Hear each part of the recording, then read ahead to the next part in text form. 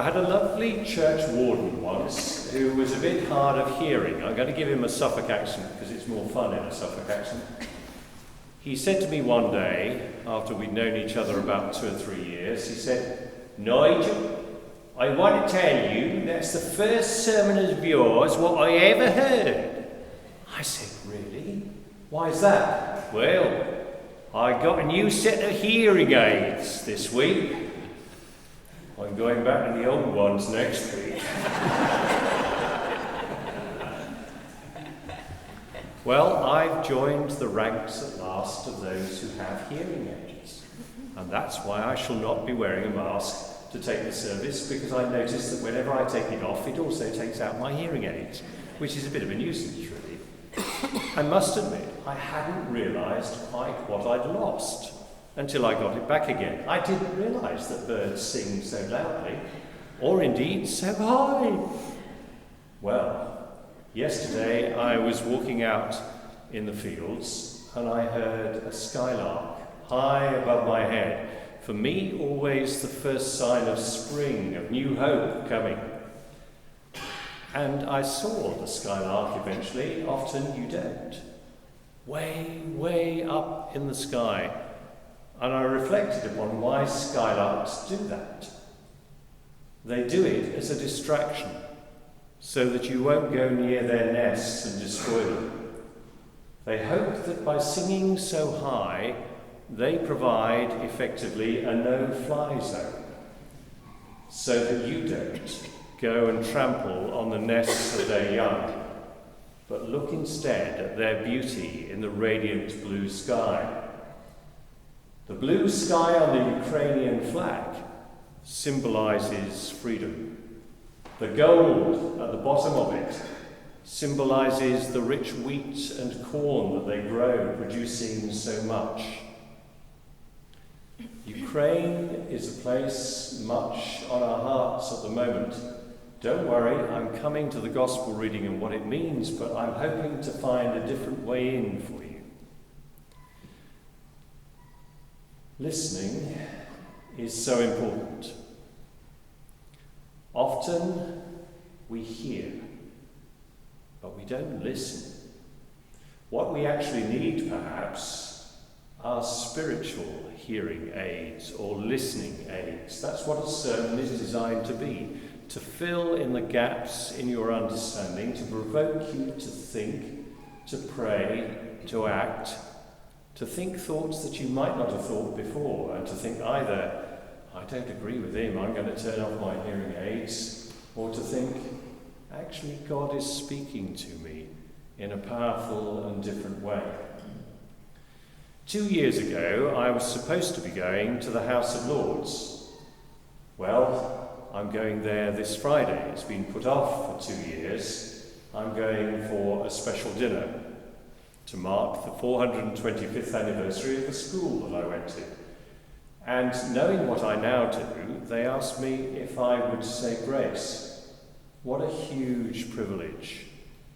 But now with it comes another responsibility, because this week I was asked if I would lead those present in remembering Ukraine and finding the right words. I struggled for a long time until my lovely editor over there said to me, "Don't try to be so complicated. Say less." And the answer is often in saying less and listening more.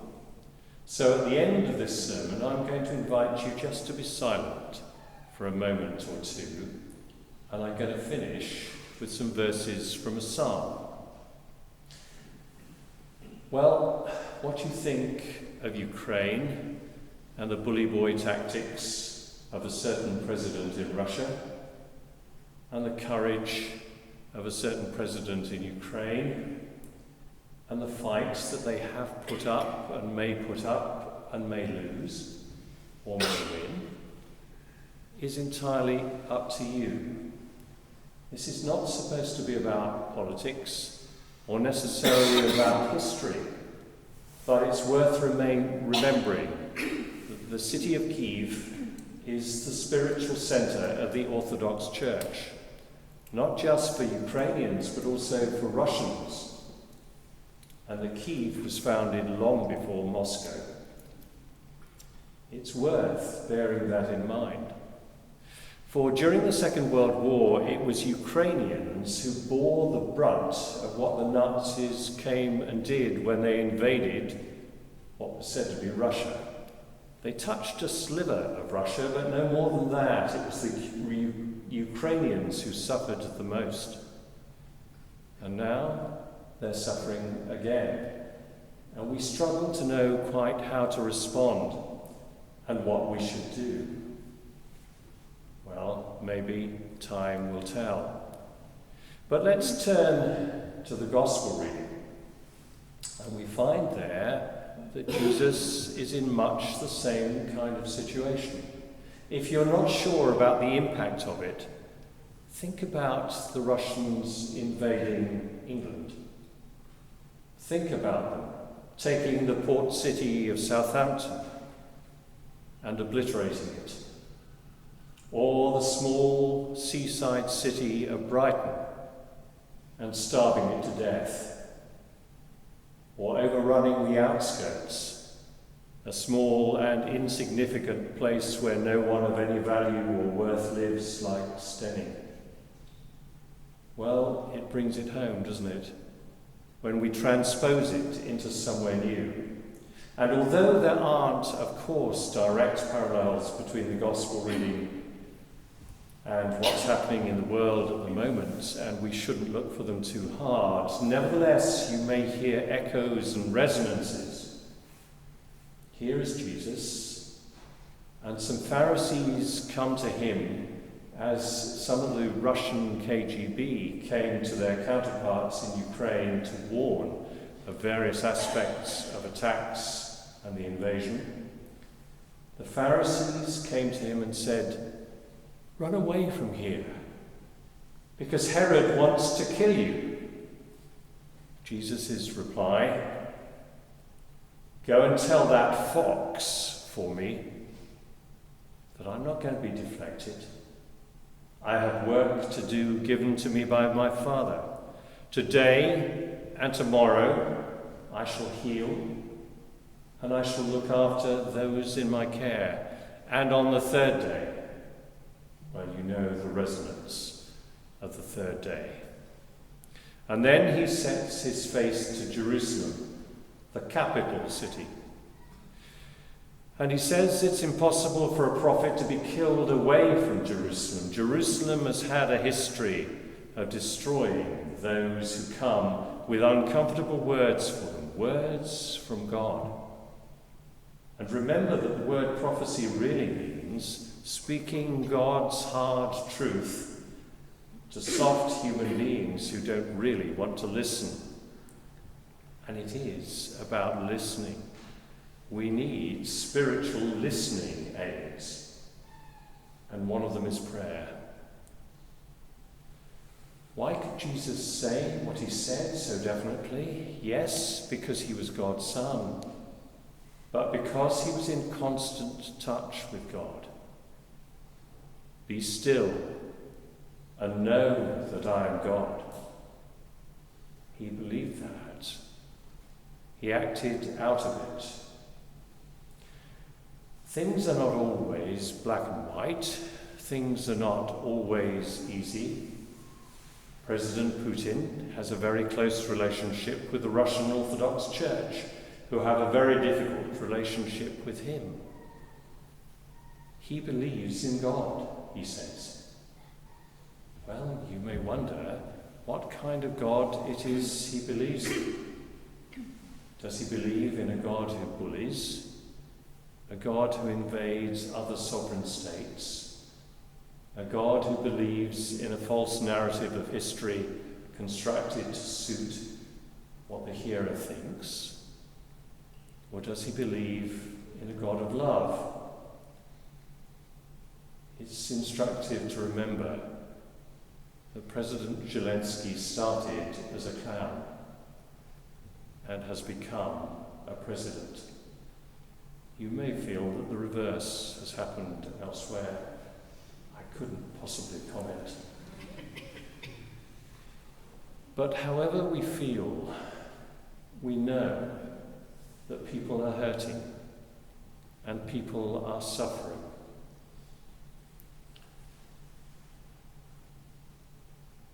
Jesus says, "How often have I longed to gather you as a hen gathers her children under the safety of her wings." He wants to go to Jerusalem. He knows it will lead to his death. But he also knows that death, for those who trust in God, is not the end, but a gateway to a new and a better beginning, filled with a hope beyond the blue of the sky, much better than the riches of the earth. And he knows that that's where he goes. And he goes willingly to hold out his arms upon the cross, not only to embrace the whole of humankind and the whole of human history, both before and after our time, as well as now, but he goes there to show how much God loves, how much God is there in the silence and the stillness, how much God is there with my friend Malcolm, who is chaplain to St. Andrew's Church in Moscow and the area dean of the whole of Russia and the whole of Ukraine, with small congregations dotted throughout that land, and especially in Kyiv. I've written to him, and I haven't expected to hear back, and I probably won't. But remember him too in prayer. Remember those whose paths have crossed yours, from Ukraine and from Russia too. Remember that God is God beyond history and plunging into human history. I'm going to invite you to be silent, and then I'm going to read you just a couple of verses from that psalm which Jesus quoted.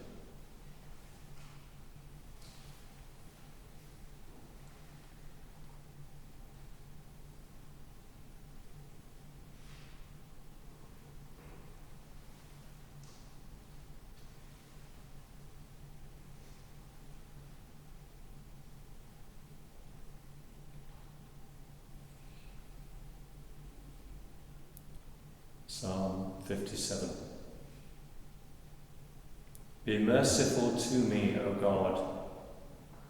Be merciful to me. For in you my soul takes refuge. In the shadow of your wings I will take refuge until the destroying storms pass by.